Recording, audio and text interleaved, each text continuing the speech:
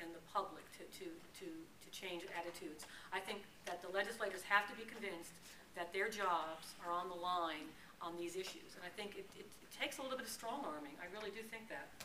Could you give us some comments also on your observations about our progressive population? Because, and I guess I'll just share my bias as one who did grow up here, is that living in town, I experienced a kind of temporary mentality among many of our transplants, or a lack of understanding of the state, but also a kind of passive, just a generally passive attitude. There don't seem to be the same.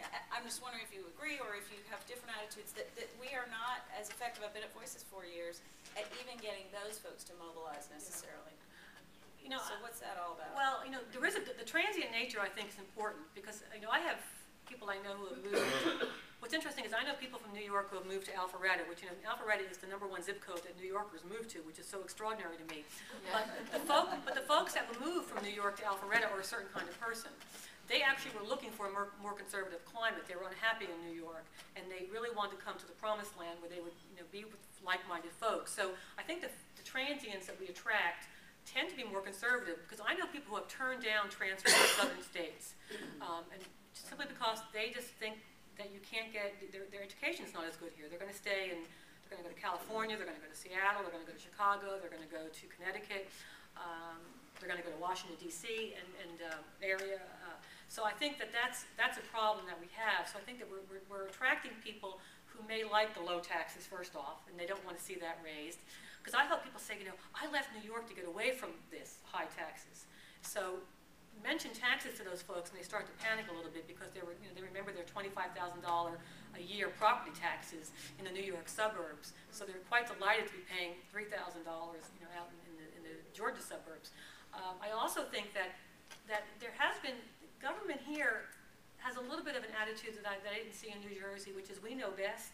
I mean, they're sort of used to doing business without being told what to do. And one of the best examples of that is the Department of Transportation, which had some policies that shut out the public to the process to an alarming degree. So, you know, I think perhaps when you're in a state that's poor to start with, and historically poor, people can't really, I think, lobby when they've got other things to deal with, like, you know, trying to feed their families. I think that the distance from a lot of the areas, I think the legislature has made it really difficult to come to public hearings. I mean, I've written editorials about public hearings where somebody would come 4 hours from Savannah, took the day off, and they never called, they just never got to the public. Too bad. And you know, that's something I'm starting to call them on too. I've written a few editorials about that, and then I go to the next meeting where they're very punctual, and they let everybody speak, because I think that there's been this attitude of this is our business. And I do agree with you too that people think they're not going to stay in Georgia that long, and that's a problem too. If you don't put down roots, it's what's that book called, Bowling Alone, where he argues that people don't have that civic commitment. And on the other hand, I am always shocked if you write about a child that's been injured or killed in the child welfare system. There's a tremendous amount of public sympathy, and if you can take that moment and get those folks to stay on board so that they will work for the children who are still in the system and, you know, are not dead and are not near death but simply need more help, I think, you know, that would be great if we could figure out how to do that. I want to ask about there is a veil in some ways, I think, over government. It's very hard as advocates sometimes to get the information that we need about budget numbers, or how different funds are used in different ways, or waiting lists and sizes and why they're there. Just as hard, and then there's the veil around the whole process for the public, so that it's not as open and accessible to the public as we would like it to be. How can we, as an advocacy organization, partner with you, who's also so concerned about transparency, and get some of those answers that we need, and be able to publicize them to the public in a way that makes us be able to use that information for advocacy? Well, I mean, I think on the issue of not getting information, you know, sometimes, I think, of course, the Freedom of Information Act has dramatically changed that, and I think people need to use that better and more often. I mean, anyone can do that, and as George Anderson of Rome has shown us, you can make your life doing that. But I think you people need to exercise their full legal right to information, and they need to know their rights. If they are told no on something, they need to come back again and again and again and take it higher and higher. As for harnessing the media, I think if you think there's an issue that is valid and the public needs to know about, and you're not being given the information, or the process is being done behind closed doors, or being done in such a way that it's difficult to for the public to weigh in, I think you should call reporters who cover those areas and talk to them about it, and send emails. I think you need to document what you've tried to do.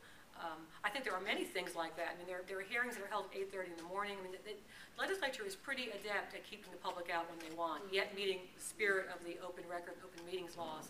I think it does take a great deal of skill to do that. I mean, I think every organization, frankly, needs an expert on open records, open meetings. I think you need to pick somebody in your office who is a bulldog personality, is database oriented, and I think you need to say to them, I want you to know everything there is to know about what we're entitled to and how we should get it, and if we don't get it, how we file a complaint. And I think that's important to follow up on. I think government will respond, but you may have to just knock a little harder on that.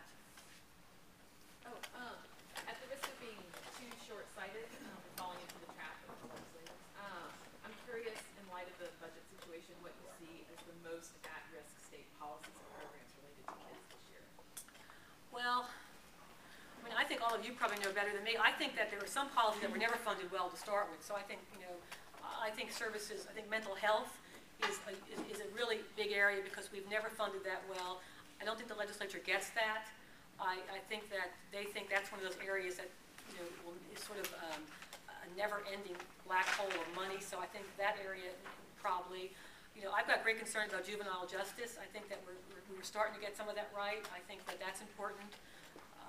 And that's sort of a quiet revolution, because if you go down to the legislature, they couldn't care less about 16-year-old offenders. They don't even care about 12-year-old offenders, really. I mean, they have this attitude that you break the law, and I think there have been some improvement with that, and that's because good people have been put into key positions. So I think appointments are also key.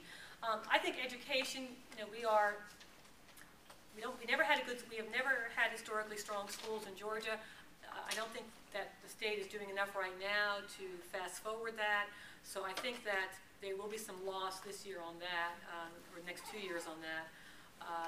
But I guess I would go on order of priority. And to me, the children who are at risk of death or injury, those are the children we should start with first, and the funding should focus on them. I think it's a great loss that kids can't read by 3rd grade, but I would look at these kids who are physically in danger in abuse situations. I think those kids should be protected.